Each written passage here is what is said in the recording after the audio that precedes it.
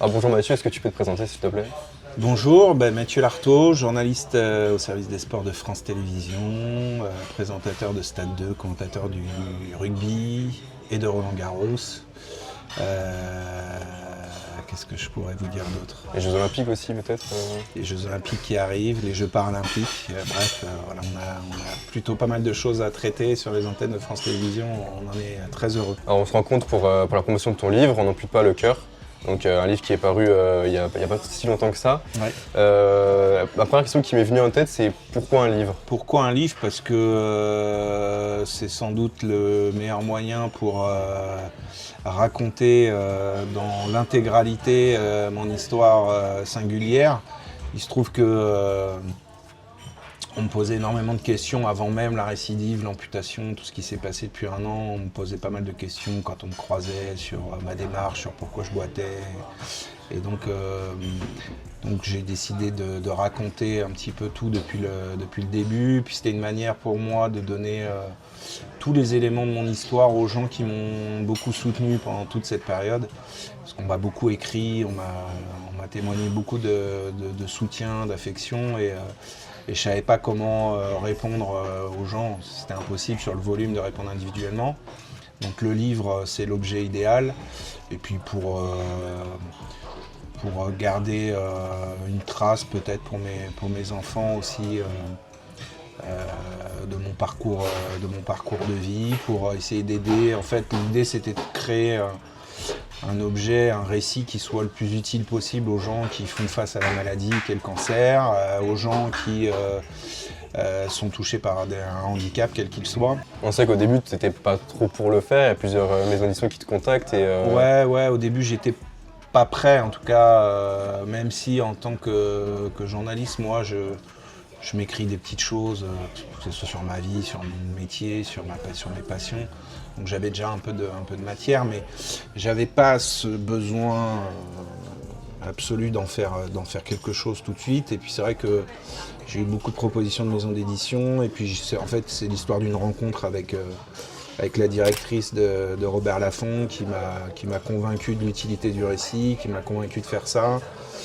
Et j'en suis très heureux aujourd'hui, puisque là, il est sorti il y a un petit peu moins de 3 mois. Je vais beaucoup à la rencontre des lecteurs, je fais pas mal de séquences de conférences ou de dédicaces dans des librairies, dans des salons. Et tous les retours que j'ai, ce sont des gens qui sont en plein dans la maladie, qui me disent que ça leur fait du bien, que c'est quelque chose qui leur donne des clés un petit peu aussi sur ce qu'ils traversent, sur ce qu'ils vivent. Donc moi, si j'ai fait ce livre-là, c'était pour ça. Donc je suis content des retours que j'ai. Et comme tu disais, le livre il part du début, au tout début de ton enfance, il arrive à aujourd'hui. On va essayer de pas trop en parler pour donner envie aux personnes de le lire et pas forcément parler de tout, mais grâce à qui tu connais le rugby? Moi je sais, mais grâce à qui t'as emmené au rugby et pourquoi? Ouais, ça fait partie des premières pages du livre, mais il n'y a pas de secret. L'intérêt du livre, il est ailleurs, mais c'était pour raconter aux gens mon attachement viscéral à ce sport. Et comme souvent dans le monde du rugby, moi, c'est venu par mon père qui pratiquait le rugby et que j'allais voir dans les jupons de ma mère les week-ends de match. J'étais très, très jeune et en fait, c'est à ce moment-là que le virus m'a contaminé. En fait, derrière... J'ai été inscrit, j'ai eu ma première licence à 6 ans, je ne suis plus jamais sorti de ce monde-là, de ce milieu-là, parce que quand on rentre dans une école de rugby, on se fait des copains et on est dans une sorte de microcosme où on se sent bien, il y a des histoires humaines qui se font. Et donc moi je fais une galerie de portraits de gens qui m'ont marqué au tout début et qui m'ont donné cette passion, cet amour pour ce jeu. Donc voilà, il fallait pour poser le décor, il fallait que les gens comprennent d'où ça venait, et puis après on développe des choses un peu plus intimes. Là, c'est juste pour raconter un peu l'attachement que j'ai à ce sport qui nourrit ma passion au quotidien. Et à cette époque-là, donc tu commences au rugby assez tôt. Ouais. Est-ce que, comme un jeune enfant qui fait du rugby, est-ce qu'il a envie de devenir rugbyman pro? Est-ce qu'il a des rêves dans ce domaine? Non, mais ce que je raconte dans le livre, c'est que comme tout gamin, tu t'espères atteindre des des niveaux qui te permettent de t'épanouir. Moi, il se trouve que pendant mon adolescence, j'ai eu l'occasion de jouer dans les équipes régionales, départementales. À un moment donné, j'ai eu une proposition pour intégrer un sport à études en région parisienne. Donc moi, j'évoluais comme ça au fil du temps, en espérant atteindre le niveau le plus haut possible. Après, il n'y a aucune garantie. Moi, j'ai arrêté le rugby à 17 ans à cause du premier cancer qui m'a touché au genou. Rien ne me garantissait d'en faire ma carrière, mais en tout cas, je m'inscrivais là-dedans, dans cette volonté de pratiquer le rugby au plus haut niveau possible. Mais c'était pas une fixette, quoi. Et puis c'était surtout une époque où, parce qu'on parle de ça, se faisait pas trop, ouais. C'était il y a bientôt 30 ans, le rugby était encore amateur, il n'y avait pas de plan de carrière. Bien en sûr. fait, chacun faisait son petit bonhomme de chemin, et puis après, si tu avais de la chance, tu étais repéré, tu pouvais comme ça passer les échelons et aller jouer au niveau supérieur. Bon, moi, tout s'est arrêté un peu brutalement, mais je m'inscrivais un peu dans cette logique-là, mais j'avais pas comme la nouvelle génération d'aujourd'hui qui est biberonnée au rugby professionnel, on peut rêver d'être qui à 14 ans se dit j'ai envie d'être Antoine Dupont. Ouais. Bon, moi c'était pas mon cas. Ok. Et comme tu dis, tu as fait comme les sélections départementales. Bon, ça peut paraître beaucoup pour certains qui aimeraient les faire. Et apparemment, tu racontes dans ton livre que tu es saboté par l'entraîneur qui te met à l'arrière. Ouais, non, mais c'est pas saboté, c'est que ce jour-là, je suis convoqué pour une sélection Île-de-France. Et moi, je jouais demi-mêlée, et c'est vrai qu'il y avait un demi-mêlée, parce qu'on était dans les catégories d'âge à cet âge-là, il y a parfois 2 ans d'écart entre chaque joueur, et il y avait un demi-mêlée qui avait davantage d'expérience que moi et que l'entraîneur connaissait, donc il l'a mis titulaire à la mêlée. Et du coup, moi, il m'a balancé à l'arrière, un poste que j'occupais pas, et l'arrière, c'est quand même un poste assez spécifique sur les placements, la couverture fond de terrain, le jeu au pied, enfin tout un tas de choses que je ne maîtrisais pas en tout cas à ce moment-là. Et donc j'ai fait un match assez pitoyable et je me suis dit bon bah voilà c'est terminé, je le dis, je n'en ai pas voulu foncièrement, je m'en suis voulu à moi de ne pas avoir été à la hauteur ce jour-là. Et puis en tout cas j'ai vite compris que je ne jouerais jamais arrière ce jour-là, ça c'est sûr. Et donc à 16 ans, tout bascule, l'accident qui arrive. Tu le racontes un peu, mais comment il se sent l'enfant qui est privé un peu de la chose préférée qu'il a envie de faire Au départ, tu as un sentiment d'injustice, tu as l'impression que tout s'écroule parce que moi, au-delà de la pratique du rugby, j'étais un enfant où le sport était vraiment le socle de ma vie, tout tournait autour du sport. Je pratiquais aussi d'autres sports en parallèle. Dès que j'avais un moment que je sortais du lycée, j'étais sur des terrains à jouer au foot, au rugby, au basket, enfin à tout. C'était vraiment quelque chose qui m'animait dans mon quotidien. Donc quand on vous annonce que vous avez un cancer du genou, qu'il va falloir vous enlever l'intégralité du genou, y compris un bout de tibia et de fémur, et que vous ne retrouverez plus votre mobilité, que vous ne pourrez plus faire de sport de contact, que vous ne pourrez peut-être plus courir, etc. D'un seul coup, tout s'écroule. Mais voilà, il faut se remobiliser. Moi, ça a pris un petit peu de temps. Il y a eu une petite digestion de 10-15 jours. Puis moi, il y avait la maladie, donc il y avait les traitements, tout le protocole qui allait se mettre en place, chimiothérapie, radiothérapie. Donc c'est un moment où il faut faire le deuil de la vie que j'avais jusqu'à présent et puis se projeter sur le protocole pour lutter efficacement contre la maladie et puis essayer de recouvrer une mobilité à peu près décente pour pouvoir quand même faire des choses. Donc voilà, c'était un moment qui n'était pas évident à gérer, mais en réalité, ce qui m'a permis de basculer, de me refixer des objectifs différents, c'est que quand on est dans cet environnement-là de la maladie, des hôpitaux, des centres de rééducation, gravitent autour de nous des gens encore plus malades ou encore plus atteints. Et donc moi, j'ai très vite relativisé ce qui m'arrivait en me disant que voilà, c'était un coup dur, mais que j'allais pouvoir faire d'autres choses dans la vie et rester surtout connecté au monde du sport, au monde du rugby, à travers le journalisme notamment. L'évidence du journalisme arrive directement. Pour toi, c'est la seule solution pour sortir de... C'était peut-être, il y avait sans doute d'autres solutions. Moi, c'était en tout cas la solution qui me correspondait le mieux parce que voilà, j'étais un enfant plutôt curieux, j'aimais bien lire, écrire. Ça me paraissait naturel que d'essayer de rester connecté au rugby, au sport en règle générale, à travers ce métier-là. Parce que quelque part, je me disais, je vais pouvoir vivre par procuration les émotions que j'aimais ressentir sur les terrains de sport. Donc ça m'a paru assez naturel et en fait, ça m'a servi de moteur parce que tout de suite, je me suis fixé des objectifs en me disant, bon voilà, faut que je passe mon bac en candidat libre, parce que moi je suis resté pendant 2 ans et demi hospitalisé quasiment en continu, entre les traitements, j'ai fait une infection, enfin bref, plein de choses que je raconte dans le livre. Et donc tout de suite j'ai basculé sur ce projet, en fait c'était un projet de vie. J'ai intégré une école de journalisme, j'ai eu la chance d'arriver très vite à la rédaction des sports de France Télé, j'étais en première année de journalisme. France Télé m'a gardé parce que le profil que j'étais leur correspondait assez bien, ils cherchaient des gens qui avaient pratiqué du sport à haut niveau, qui pouvaient très très vite se spécialiser sur une discipline. Donc ils m'ont gardé, ils m'ont fait faire un contrat en alternance pour que je termine ma formation. Et en fait je suis arrivé à France Télévisions à 20 ans et j'en suis plus jamais reparti. Donc en fait, tout s'est enchaîné très vite. Moi, je suis sorti de toute cette période d'hospitalisation. 2 mois après, j'étais à l'école de journalisme. 1 an après, j'étais aux Jeux Olympiques de Sydney pour France Télévisions.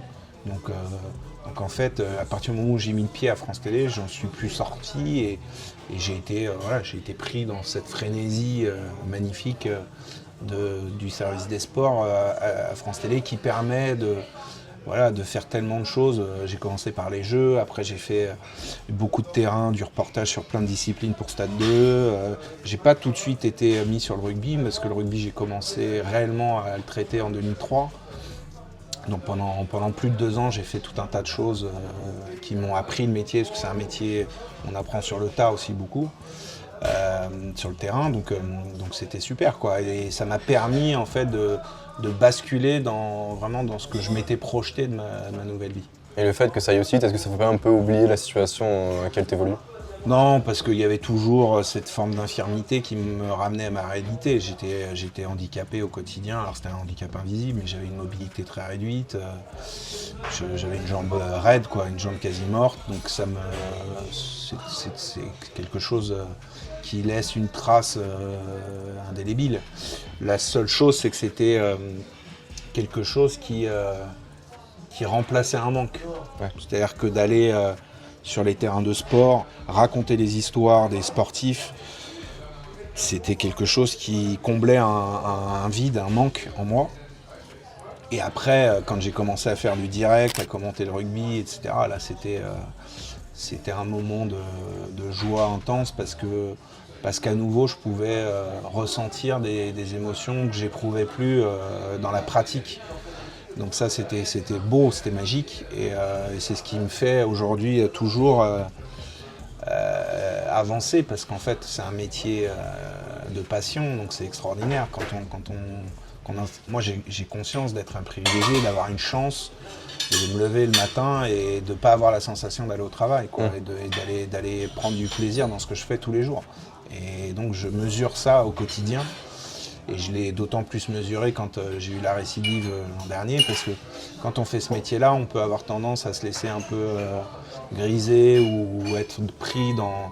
On se rend plus compte à un moment qu'on va dans les plus grands stades du monde, couvrir les plus grands événements, et quand il vous arrive une tuile comme la mienne il y a 1 an, ça vous ramène à l'essentiel, et ça vous rappelle surtout que vous avez de la chance de faire ce boulot-là. Ouais. Et à cette époque-là, c'est l'émission Stade 2 qui te fait de l'œil, depuis tout petit. Qu'est-ce qu'elle a de plus que les autres, cette émission ? C'est l'émission de sport la plus ancienne du PAF. On va fêter les 50 ans l'année prochaine. Moi, j'ai grandi avec cette émission-là. C'était l'émission de référence. C'était à une époque où il y avait 3 chaînes de télévision en France, et c'était vraiment... C'était la messe, quoi. On attendait Stade 2 tous les dimanches pour avoir tous les résultats de sport. Et donc moi j'ai grandi, je me suis construit avec cette émission. Donc évidemment, quelques années plus tard, me retrouver dans cette émission, d'abord autour du plateau en tant que rubricard, ça représentait déjà quelque chose. Et aujourd'hui, être présentateur, incarner ça, qui est l'émission du service des sports par excellence à France Télévisions, c'est un immense privilège, là encore. Ouais. Et puis c'est un clin d'œil pour le gamin que j'étais, qui regardait cette émission et qui ne pouvait pas s'imaginer que quelques années plus tard, je ferais partie de la photo, quoi. Donc ouais, c'était... symboliquement, ça représentait beaucoup de choses. Et avant de passer par Stade 2, et moins de 3 ans après le début de tes études, tu commandes ton premier match de ton destination. Ouais. Comment ça se passe? Comment tu vis le moment? C'est quand même quelque chose d'énorme pour quelqu'un qui regarde Ouais, bien sûr, c'est le point de départ de quelque chose. Moi, ça faisait 2 ans et demi déjà que j'étais à France Télé, mais j'avais fait des sujets sur le rugby pour Stade 2 ou pour tout le sport, mais j'avais jamais été impliqué sur un direct. J'avais fait une ou deux touches à un bord terrain. Et puis un lundi, Pierre Saliac me dit ce week-end tu vas aller à Twickenham, tu vas commenter Angleterre-Italie dans le tournoi destination. Moi à l'époque j'ai 23 ans, donc je suis un gamin. C'est le début.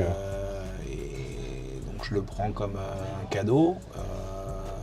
Je me mets un peu la pression parce que je me dis il faut que je sois à la hauteur si j'ai envie d'avoir la chance d'en refaire d'autres. Et puis j'y vais, et puis là, je sais pas comment expliquer ça, parce qu'il y a une part d'irrationnel, c'est-à-dire qu'on arrive, on fait abstraction un peu de tout, et puis on se lance. Alors moi j'ai été nul, franchement, j'étais cata, j'avais une voix qui était pas... C'était la première aussi.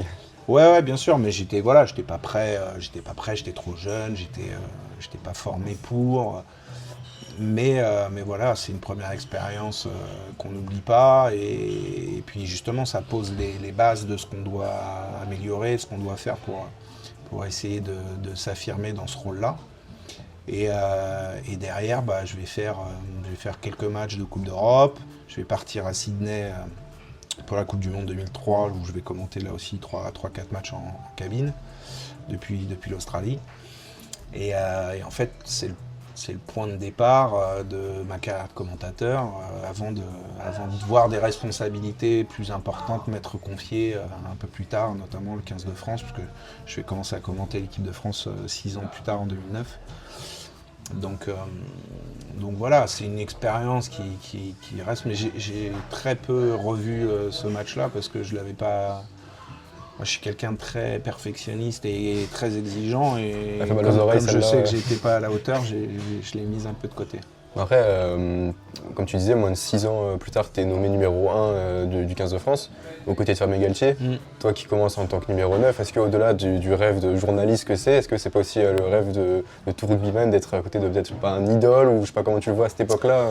Ouais, alors moi j'avais eu la chance déjà de le côtoyer en tant que journaliste, et lui il avait fini sa carrière au Stade Français, donc la finale qu'il gagne en 2003 avec le Stade Français où il devient champion de France pour la première fois, moi j'étais au bord du terrain, j'avais fait quelques sujets sur Stade 2 avec lui, j'étais à la Coupe du Monde en 2003 en Australie quand il met fin à sa carrière internationale, donc on avait déjà eu l'occasion de travailler, mais il était de l'autre côté de la barrière. Bon là il nous rejoignait. En fait, je l'ai jamais considéré comme quelqu'un d'inaccessible, ou même si c'est quelqu'un que j'ai évidemment suivi en tant que passionné de rugby, qui était inspirant, puisqu'en plus il jouait effectivement demi-mêlée. Mais tout de suite, ça a été assez fluide et assez naturel. Bon, il y a eu quelques petits heurts au début que j'ai raconté d'ailleurs, parce que j'ai écrit la bio de Fabien en 2014. J'ai raconté dans le livre des petits passages où on s'est un peu pris la tête, ce qui peut arriver parfois. Bien sûr. Mais voilà, on a créé très rapidement une forme de complicité à l'antenne, en dehors, parce que en fait, ce que les gens ne voient pas, c'est que quand on part commenter le tournoi destination, nous on commande 2 matchs par week-end. Ouais. On part 3-4 jours, et ça pendant 2 mois, et en fait on passe plus de temps avec notre consultant qu'avec notre famille. Ouais. Donc on est obligé de bien s'entendre aussi en dehors pour essayer d'avoir une forme de complicité naturelle à l'antenne pour les gens qui nous suivent. Donc ça va durer 14 ans avec Fabien, on s'est éclaté à faire ça, on a pris beaucoup de plaisir. Et puis maintenant j'ai un autre demi-mêlée avec moi qui est Dimitri Ashvili, donc il n'y a que des numéros 9 dans ma team. Et donc voilà, donc c'est plutôt cool. Dimitri lui est vraiment de ma génération, moi je l'ai connu depuis ses débuts, puis à l'époque du grand Biarritz Olympique, j'étais quand même très très souvent sur la côte basque. Donc je connaissais davantage Dimitri au moment où il est devenu mon consultant que Fabien, mais Fabien on a essayé sur le long terme de tisser une relation qui est encore aujourd'hui assez solide. Et Fabien Galtier, c'est encore actuellement, vous parlez encore Ouais, bien sûr, c'est quelqu'un... qui fait partie de ma vie. Alors maintenant, il y a aussi une forme de distance compte tenu de nos deux positions. Lui, il est sélectionneur du 15 de France, moi je suis commentateur, donc on a réussi à bien baliser le terrain, mais on reste... Et dans ce que je viens de traverser pendant un an, c'est quelqu'un qui a été là à chaque étape, il est venu me voir en chimio, en rééducation. Eux, ils étaient en préparation de la Coupe du Monde et lui, il venait un petit peu me tenir informé de ce qu'il faisait, de ce qu'il construisait avec son groupe. Donc bien sûr, c'est quelqu'un qui est toujours là dans mon environnement. Il gravite autour, il n'y a pas de... La question qu'on se pose tous, c'est quoi la recette Lartaud? Comment, après ton premier match il y a 20 ans, tout le monde continue de t'adorer, on voit à chaque fois sur les matchs, même pendant la Coupe du Monde avec les pancartes. Qu'est-ce qui fait qu'on se lève encore de nos canapés plus de 20 ans après? Déjà, c'est pas que moi, c'est aussi lié à la qualité de l'équipe de France. Moi, j'ai quand même commenté pendant près de 10 ans 70% de défaites du 15 de France. Donc, j'ai pas connu que des belles périodes avec le rugby français. Il se trouve que depuis 4-5 ans, même s'il y a eu la déception de la Coupe du Monde évidemment, c'est quand même une équipe qui gagne 8 fois sur 10 ses matchs de rugby, donc ça aide, parce que ça donne envie aux gens de les suivre. Et nous dans nos rôles, que ce soit moi, que ce soit Dimitri en tant que consultant, les gens qui sont sur le dispositif avec nous, Cédric Baudou, Vincent Clerc, etc. Nous, on est là on est des passeurs d'émotions en réalité. Nous, on est là pour essayer de restituer au mieux les choses qu'on peut palper comme ça dans un stade, l'ambiance, les situations de décryptage par rapport aux jeux produits. Et puis, nous, on a une philosophie à France Télévisions où on fait en sorte d'être pas trop dans les hyper spécialistes qui s'adressent qu'aux aficionados, parce que ça, c'est vraiment une micro-niche en France. Et ça, on laisse ça à nos confrères de Canal qui font ça très bien et qui, eux, ont des abonnés qui vraiment vont voir le rugby sur Canal, etc. Nous, on est très grand public. Donc, qui veut dire grand public, ça implique aussi d'être didactique, d'être pédagogique dans le commentaire, d'être aussi sur un ton où on se prend pas trop au sérieux. Il y a un peu d'humour, un peu d'autodérision. Il y a parfois des trucs ratés, ça peut arriver. Mais en tout cas, moi, c'est mon style. C'est comme ça que j'appréhende un commentaire de match où je me dis, bon voilà, les gens viennent nous voir, certains viennent nous voir une fois dans l'année pour essayer de passer un bon moment sur un match de rugby, donc on va essayer de faire en sorte qu'ils comprennent ce qu'ils regardent, d'être un peu rigolo, de faire en sorte qu'ils aient envie de revenir la prochaine fois. Et donc il y a aussi la force de l'habitude. Moi, ça fait maintenant 15 ans que je commente l'équipe de France. Quelque part, les gens sont habitués aussi à nous voir à chaque tournoi à destination. Donc, quand l'équipe de France perdait, ils étaient peut-être moins contents de nous voir parce qu'on est toujours tributaire des performances des joueurs. C'est vous qu'on voit à la fin du match. Voilà. Donc, mais quand ça gagne, les gens sont heureux. Et puis évidemment que mon histoire personnelle a fait aussi que ça a touché un petit peu les gens, parce que malheureusement, on a tous dans nos entourages des gens qui font face au cancer ou qui ont une personne handicapée dans leur entourage. Donc il y a une forme d'empathie, de bienveillance à mon égard. Mais passeur d'émotions, c'est peut-être un peu... ça te réduit peut-être à un rôle qui n'est pas vraiment le tien, parce que ça va quand même plus loin que ça. À la fin des matchs, des fois, juste on commande pas le match, on dit voilà, la prestation de Mathieu Lartaud était exceptionnelle. Non, mais après, on est aussi dans...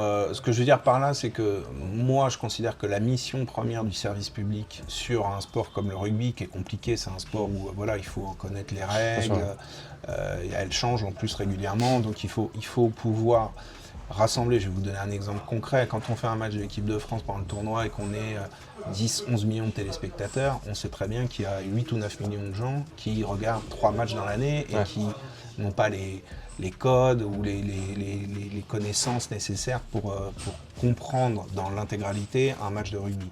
Donc ça, c'est le rôle de nos consultants, d'amener une expertise technique, de réexpliquer les règles. Et nous, en tant que commentateurs, on est là pour donner du corps à tout ça. Donc il faut évidemment y mettre de soi dans l'enthousiasme, dans le rythme de la narration du match. On est là pour faire du descriptif, mais on est là pour amener des infos, d'être didactique pour que tout le monde comprenne, et puis pour transmettre des émotions, s'enflammer quand le match le réclame. Donc c'est un juste équilibre à trouver, et en général, et je dis ça en toute humilité, moi j'ai été bercé par des grandes voix du sport, et quand j'étais habitué à ces voix-là, j'avais du mal à aller sur d'autres personnes. Ouais. Moi, Albaladejo, ça a été une référence absolue pour moi sur le rugby. Quand c'était plus Albaladejo, c'était pas pareil. Bon, là, nous, ça fait maintenant 15 ans qu'on est à l'antenne, et je pense que pour une génération, ils ont grandi avec nos voix, et donc forcément, quand c'est pas nous, pour eux, c'est pas pareil. Ce que je peux comprendre, c'est ce que j'explique en disant que c'est la force de l'habitude, c'est ça, c'est que on s'habitue à une figure, à une voix, à un rythme, à une tonalité, un son, et on s'attache à ça. Et on a tous vécu ça, sur le foot, Roland Larquet, sur le basket, Georges Eddy, il y a des voix comme ça et des personnages qui incarnent des longues séquences dans le commentaire sportif. Et voilà, aujourd'hui, mais encore une fois, avec beaucoup d'humilité, j'incarne ça pour pas mal de gens, une génération, ta génération, ceux qui m'ont connu et qui n'ont connu que ça sur l'équipe de France. Donc voilà, c'est plutôt, je ne vais pas me plaindre, c'est plutôt agréable. Et tu incarnes aussi un peu ce truc-là avec les surnoms, ou les jeux de mots que tu avais trouvé un peu fut un temps. Pour citer, il y a eu l'armoire du risque, la fête d'Islip qui a été un de tes préférés pendant très longtemps. Est-ce qu'ils sont préparés? Parce que ça casserait un peu le... Ils ne sont pas tous préparés, parfois. Parce que moi, quand je prépare mes matchs, je travaille vraiment à l'ancienne. C'est-à-dire que je fais mes fiches, j'écris et tout, je stabilote. J'ai vraiment besoin de ce temps de préparation pour m'imprégner de la matière, parce qu'en fait le but du jeu, c'est quand on est en commentaire, on oublie complètement ses fiches. La fiche, c'est juste une béquille pour, de temps en temps, si on a besoin d'aller chercher une anecdote ou une info, on y aille, mais que ça soit le plus naturel possible et que ça soit instinctif. Et donc quand on prépare un match, de temps en temps, on voit un nom, on se dit « Ah tiens, là, il y a peut-être un truc à faire ». Mais j'ai envie de dire que 80% de ce qui est fait à l'antenne est quelque chose qui vient spontanément. Okay. Il n'y a pas de préméditation. La fête d'Islip, par exemple, c'est pas du tout prémédité. D'ailleurs, ça part c'est Fabien qui commence, il fait un truc, une formulation, et puis il se reprend parce qu'il voit le truc arriver, et puis il sort la fête d'Islip. Après, on l'a peut-être utilisé à outrance, parce que c'est vrai que je crois qu'après toute la carrière de Jimmy Slip avec l'équipe d'Irlande, il y avait droit au moins une fois par week-end, et donc c'était un peu too much. On a un peu ralenti, mais moi, voilà, ça fait partie de mon caractère. Je suis comme ça dans la vie de tous les jours. J'aime bien jouer avec les mots, et puis en fait, c'est aussi une manière de se dire qu'on traite une matière qui est quand même légère. Quand on voit tout ce qui se passe dans le monde, quand on regarde un match, que ce soit du rugby ou autre, de sport à la télévision, il ne faut pas se prendre pour d'autres. On est là pour passer un bon moment, pour rigoler, pour évidemment décrypter, analyser, vivre un match, mais aussi pour passer un moment agréable. Et donc ça fait partie. Puis on ne se prend pas pour d'autres, on peut rater un truc, on se chambre entre nous. Donc ça amène aussi un ton, quoi, quelque chose d'un peu... tant que c'est pas excluant et qu'on ne met pas les téléspectateurs en dehors de notre délire, que ce ne soit pas de la private joke, moi je considère que voilà, ça fait partie de... D'ailleurs tout le monde... moi, il y a une période où j'en faisais plus trop et tout le monde me disait alors, il n'est pas en forme, aujourd'hui il n'a pas fait tel jeu de mots, machin. Donc voilà. Un des plus récents de votre duo de commentateurs, c'est Ministre de l'Intérieur, avec pour Antoine Dupont. C'est pareil, c'est... Ouais, mais ça c'est plus des punchlines. En fait, quand on commente, moi je prends toujours comme référence la punchline de Gilardi avec Zidane, pas toi, pas maintenant, pas après tout ce que tu as fait. C'est des choses là encore, c'est des choses qui arrivent spontanément, et c'est vraiment donner le ton d'un moment ultra important et d'avoir la réaction que tout le monde a devant sa télévision. En fait, c'est ça la force du commentaire en direct, c'est de pouvoir être capable de retranscrire ce qui se passe comme les gens le vivent devant leur télévision. Et il y a des phrases comme ça, des grandes phrases dans le commentaire sportif qui ont marqué des époques. Donc de temps en temps, ça peut être sur l'analyse d'un match, ça peut être sur une action, et puis ça peut être sur un joueur. Bon, en l'occurrence, Antoine Dupont, il était toujours au soutien à l'intérieur sur ses essais, avec le ministre de l'Intérieur, mais voilà, c'est des choses qui, moi j'ai tendance à dire, qui nous tombent. Ouais. Il y a des fulgurances comme ça, alors elles sont pas toujours très bonnes, très justes, et puis de temps en temps, dans le lot, il y en a une qui imprime et qui reste dans la tête des gens, comme celle de Thierry Gilardi, qui a été un immense commentateur, et comme bien d'autres. La phrase de Thierry Roland quand ils sont champions du monde, bon bah maintenant on peut mourir tranquille le plus tard possible, mais on peut mourir tranquille. Voilà, c'est des moments qui sont indissociables. Le commentaire est indissociable du moment vécu. Et en fait, quand on fait ce métier-là, c'est ce qu'on espère à un moment. C'est s'inscrire dans une page d'histoire d'un grand moment de sport, quoi. Comme tu parlais tout à l'heure de Coupe du Monde, à peu de choses près, Coupe du Monde 2023, on n'a failli pas te voir à l'antenne. Ouais. Comment quelqu'un qui pense être débarrassé, ou entre guillemets être débarrassé de sa maladie, il accueille cette nouvelle-là Bah, pas bien, hein, c'est sûr, mais après, moi je l'ai accueilli un peu différemment de la première fois, puisque la première fois j'étais adolescent, Plus mature, il y avait une forme d'innocence, je voyais pas le danger, je me sentais pas mortel, donc j'ai traversé ce truc-là un peu tête baissée en me disant allez j'avance et voilà. Bon, là c'était un peu différent, j'avais 26 ans de plus, j'étais père de famille, marié, donc j'embarquais avec moi toute ma famille dans tout ça, donc il y a eu ça à gérer. Le fait que je fasse un métier public, bah, il y avait aussi comment annoncer aux gens que j'allais quitter l'antenne et que je ne savais pas quand j'allais revenir. Donc moi je voulais être transparent parce que je voulais pas qu'il y ait de mauvaises choses qui circulent sur les réseaux, parce que ça fait partie de notre environnement aujourd'hui. Donc il fallait pouvoir maîtriser ça, me concentrer sur les traitements, essayer de me dire que moi je voulais absolument revenir à temps pour la Coupe du Monde, donc le laps de temps était très court, avec des traitements et une opération extrêmement lourde, c'était pas garanti. Mais encore une fois, ça m'a servi de moteur pour me fixer un objectif en fait. Et c'est hyper important quand on est dans une phase de maladie et de reconstruction, de pouvoir se projeter sur quelque chose de positif. Et moi c'est ma chance, c'est pour ça que j'estime être un privilégié, c'est que ce métier-là qui est une passion m'a servi de moteur, de motivation extrême pour revenir dans les temps et me surpasser, dépasser un peu mes limites dans ma rééducation. Et j'ai pu mesurer ça quand j'étais dans le centre de rééducation, parce que tous les gens qui étaient autour de moi, il y en a qui n'étaient pas très pressés de retourner au boulot, quoi. Ouais. Alors que moi, c'était ma source de motivation première. Et donc ça m'a été hyper utile. Donc il y a eu un premier moment où il faut encaisser la nouvelle, après accepter qu'on repart dans des traitements de chimiothérapie lourds, avec cette incertitude, cette épée de Damoclès que tous les malades du cancer ont à chaque fois que tu passes un examen, etc. Bon, il faut pouvoir s'extraire de ça et reprendre le cours de sa vie du mieux possible. Et comme tu dis dans ton livre, à ce moment-là, tu reçois un nombre incalculable de messages. Ça fait quoi d'être une star américaine pendant un petit moment C'est déstabilisant, franchement, parce qu'en fait,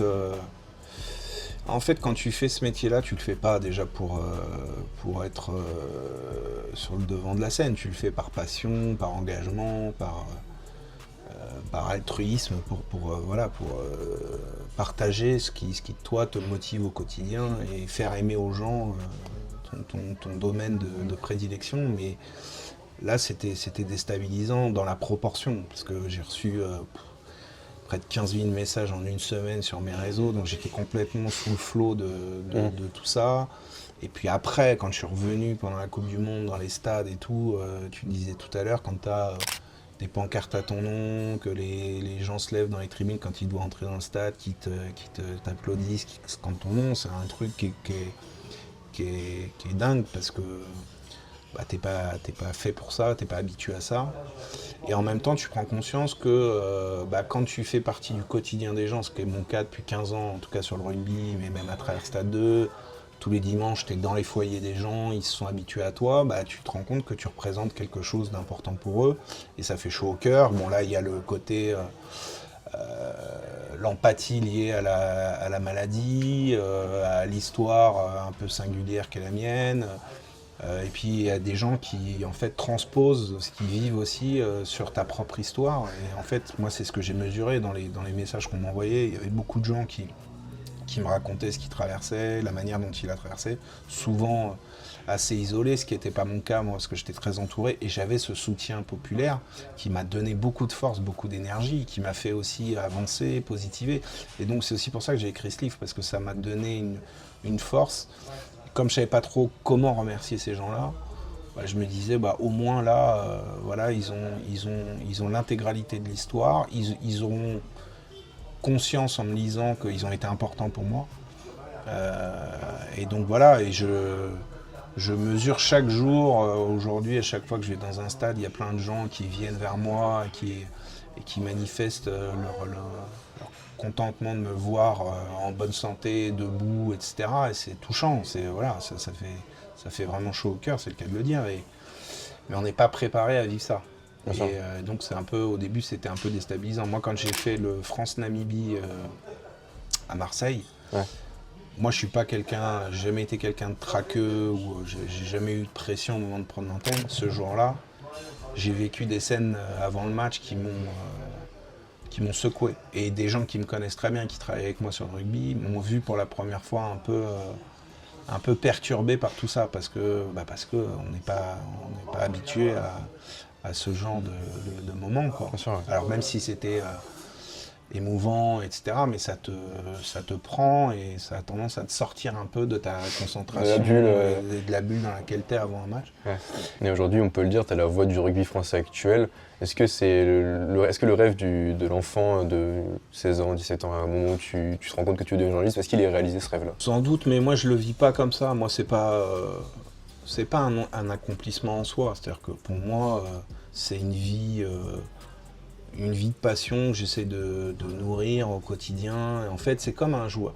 À mon avis c'est comme un joueur de haut niveau. En fait son but c'est pas d'atteindre l'équipe de France. C'est qu'une fois qu'il est en équipe de France, c'est d'y rester le plus longtemps possible. Okay. Et en fait quand on est journaliste, c'est un peu, moi en tout cas, la manière dont je vois les choses. C'est-à-dire que c'est pas d'atteindre quelque chose, le but c'est d'y rester, d'être toujours crédible, d'être toujours performant. Moi je suis très critique sur le travail que je fais. Parfois il y a des matchs que je regarde même pas parce que je sais que j'ai pas été bon. Donc c'est une remise en question permanente, que ce soit aussi sur d'autres aspects du métier, sur des présentations d'émissions, etc. Moi je fonctionne comme ça. Je me dis pas ça y est, c'est fait, ça fait 15 ans que je fais ça, les gens m'aiment plutôt bien, c'est tranquille. Moi j'ai besoin, pour continuer à avancer, à progresser, à essayer de... faut aussi savoir se remettre en question, se renouveler, changer des choses. Donc moi c'est comme ça que je vis le truc, donc c'est jamais un accomplissement. Une fois que tout ça sera terminé, je pourrais peut-être me dire c'était chouette, et puis t'as vécu des super moments, des grands événements, des grands moments de sport, des titres, des épopées. Et même si t'es installé sur le rugby, tu fais du tennis aussi, pendant Roland-Garros, tu fais les Jeux Olympiques aussi. Comment tu fais pour être aussi polyvalent Je suis pas le seul, Grégoire Margoton sur TF1, il commente le hand, il commente le foot, il commente plein de choses. Le bon journaliste sportif, il doit être capable de commenter plusieurs choses. Après, on est dans un pays où on aime bien coller des étiquettes, nous ranger dans des cases. Et pour certains, je serai jamais qu'une voix du rugby et pas une voix de tennis. Mais moi, les patrons qui me gèrent me confient des responsabilités sur plein de choses différentes. Et moi, j'essaye d'être à la hauteur des responsabilités qu'on me confie. Mon seul but, c'est ça. Et un bon journaliste, on ne se pose pas la question dans la presse écrite sur tiens, t'as écrit un papier de rugby, et puis le lendemain, t'écris un papier sur le foot et sur le hand. Sur le tas, les gars, ils savent écrire sur toutes les matières. Okay. La télé, il faut pouvoir aussi être multitâche. Et puis, moi, j'ai été formé au service des sports de France Télévisions, qui est quand même un service où on traite de toutes les disciplines. Par essence, c'est l'ADN de Stade 2. On est une émission multisport, donc on est biberonné à ça. On grandit comme ça. Moi, je me suis formé en tant que journaliste à aller sur le terrain et couvrir plein de sports, plein de disciplines différentes. Donc j'ai toujours fonctionné comme ça, même si ma matière préférée, ma passion, c'est le rugby. je dois aussi être capable de m'adapter. Et quand on me dit tu vas aller faire les jeux, tu vas présenter 6 heures de direct sur les jeux, bon bah il faut se préparer, c'est du travail en amont. Pour être crédible. En fait, c'est qu'une question de travail, de crédibilité, d'exigence au quotidien. Est-ce qu'il y a un sport qui te fait de l'œil après celui-là ou... Non, franchement, non. Moi, j'ai quand même... moi, tu vois, je suis quand même gâté à pouvoir traiter de toutes les disciplines dans Stade 2, de commenter Roland-Garros, le Tour à Destination, la Coupe d'Europe de rugby, tous les 4 ans, les Jeux. J'ai pas d'aspiration autre que d'essayer d'être bon déjà dans tout ce qu'on me demande de faire sur ces événements-là. Non, moi le seul rêve absolu que j'ai, c'est d'avoir la chance d'être un jour au commentaire d'une finale de Coupe du Monde de rugby avec l'équipe de France qui va soulever le trophée Webb Ellis à la fin, quoi. En 3 ans. Inch'Allah. Comment ça se prépare les Jeux Olympiques pour un journaliste de ton calibre? Ça se prépare, c'est pas 15 jours avant l'événement qu'on prépare un truc comme les Jeux, c'est une ampleur, c'est le premier événement de sport au monde, hein, devant le Super Bowl, devant tout ça, on va être au cœur du réacteur. Nous, la chance qu'on a à France Télévisions, c'est que toute l'année, à travers Stade 2, à travers tout le sport, à travers nos émissions, on a cette chance d'être au plus près des athlètes qu'on va retrouver aux Jeux. Notre but à nous, pendant les années olympiques, c'est de faire monter un peu la pression, de mettre en lumière les athlètes qu'on va retrouver sur les Jeux. Et donc, c'est une façon pour nous aussi d'emmagasiner du savoir, des connaissances sur des parcours, sur des préparations de gens qu'on retrouve finalement que pour certains une fois tous les 4 ans. C'est des athlètes qui profitent d'un seul coup de la lumière extraordinaire qu'offrent les Jeux Olympiques, mais qui ne sont pas autant médiatisés que des footballeurs, que des rugbymen, etc. Donc nous, à travers nos émissions, on a cette chance-là, donc on se constitue un peu de connaissances, de matière. Et puis après, c'est du travail quotidien, on se prépare, on prend la journée, on voit le programme, on essaie d'aller chercher des infos sur tout ce qui va nous concerner sur ces événements-là. Puis cette année... les Paralympiques qui auront lieu 15 jours après les Jeux vont être diffusés pour la première fois de l'histoire en France à égalité en termes de volume, de nombre d'heures de diffusion avec les Jeux Olympiques. Donc ça, c'est une grande fierté de pouvoir faire ça. Mais là ça implique un travail encore plus colossal parce que pour le coup, les athlètes paralympiques sont beaucoup moins dans la lumière, beaucoup moins médiatisés, pourtant ils le méritent beaucoup, mais là ça demande vraiment un travail très très spécifique parce qu'il y a des catégories aussi dans chaque sport et chaque handicap, donc ça demande une grosse préparation, une grosse connaissance, donc là il faut se tourner vers des gens qui sont compétents, des gens qui font partie du monde du parasport. Donc voilà, c'est un gros boulot. Et puis ça demande énormément de concentration le jour J parce que ce qui est difficile, c'est que ce sont des événements où tout se passe très vite, en simultané. Ouais. Donc il faut prendre les bonnes décisions au bon moment. Alors quand on est à la présentation, ce qui est mon cas, on est aussi tributaire des gens qui sont avec nous en régie, le chef d'édition, les gens qui gèrent les tranches. Et en fait, là aussi, c'est un travail d'équipe où il faut qu'on soit bien coordonné, qu'on fasse les choix les plus pertinents sur les sports parce que c'est un multiplex géant, les Jeux. Ouais, c'est ça. Ouais. T'as tout qui se passe en même temps. Tu peux avoir un Français qui est en passe de gagner une médaille et dans le même temps, de l'autre côté, pareil. Donc tu sais qu'à un moment donné, sur une prise de décision, tu vas frustrer des gens. C'est très complexe. L'organisation des Jeux est quand même très très compliquée. Après, on va pas se plaindre, hein, c'est la beauté aussi de ces événements où il faut être juste dans les choix qu'on fait. Mais c'est très compliqué. Salut à tous, c'est Mathieu Lartaud et on se retrouve dans COP Rugby.